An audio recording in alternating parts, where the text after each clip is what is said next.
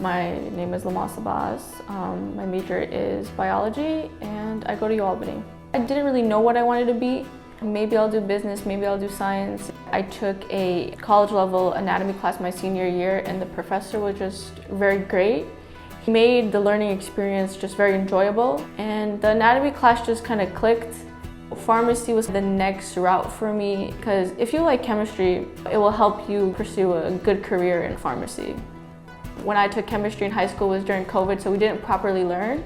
So I definitely knew that I needed some type of, extra help to understand chemistry more.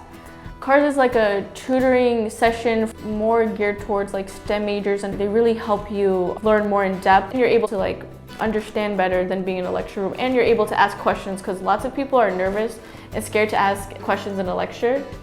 You do definitely see a diverse group of students, and you also do see diverse tutors. Last semester I had a tutor who was from Guyana, and at first I didn't really understand her teaching methods, but I was like, let me give it some time, and after that her teaching method was probably the most helpful.